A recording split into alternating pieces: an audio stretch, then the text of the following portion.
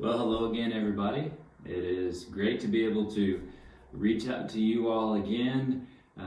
Yet another week apart where we cannot come together and physically gather, and it's hard to believe how many weeks have passed now since everything broke with COVID-19 and all of that. But I'm just so thankful for how the Lord has provided for our church during this time, and I know that He is going to use this for His good and for His glory.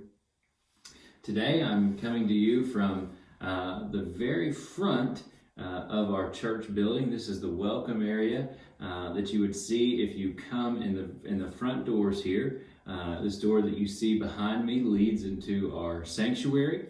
And so this is where I'm setting today, and I do have a devotional for you today. And what I've decided to do on Mondays, I want to just kind of give a small recap of my sermon from the previous Sunday. And so this Sunday, if you weren't able to watch my sermon, you can find that on our Facebook page as well as our YouTube channel, my sermon from Sunday. But I was preaching from 1 John chapter 2 and verses 7 through 11, and I'll read that again for you today.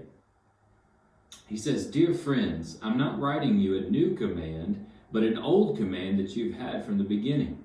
The old command is the word you have heard. Yet I am writing you a new command, which is true in Him and in you, because the darkness is passing away, and the true light is already shining. The one who says he's in the light but hates his brother or sister is in darkness until now. The one who loves his brother or sister remains in the light, and there is no cause for stumbling in him. But the one who hates his brother or sister is in the darkness, walks in the darkness, and doesn't know where he's going, because the darkness has blinded his eyes." And one of the things that I point out in my sermon there in that text, and John, if you read through 1 John, and that's the book that I'm preaching through on Sunday mornings, one of the things that is great about 1 John is that he really lays out what are the foundational things that we as Christians need to believe. What are the things that we have to get right? What are the things that we can't mess up when it comes to the gospel and when it comes to following Jesus?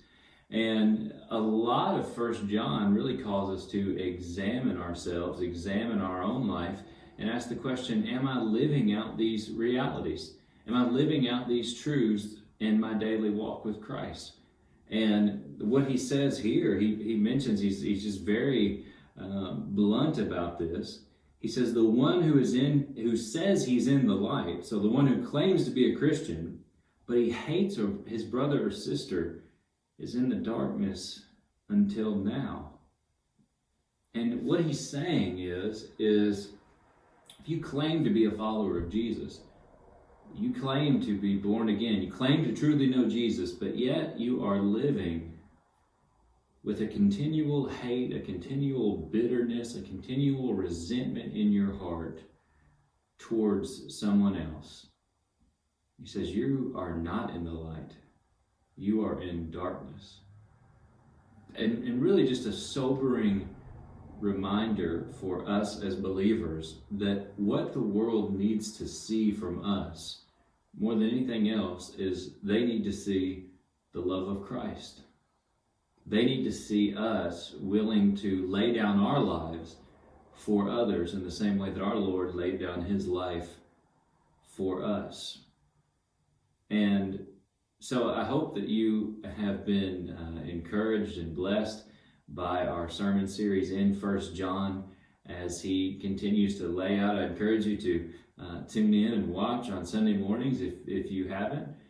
Just a wonderful, wonderful epistle that really gets down to the basics of what we need to know is important as Christians. Again, as I say, every time I do one of these devotionals, I love you all. I'm praying for you all daily, and I am so excited for the day that we can come back together again. I'm looking forward to what a celebration that will be. I am praying for you all, and we'll continue to do that.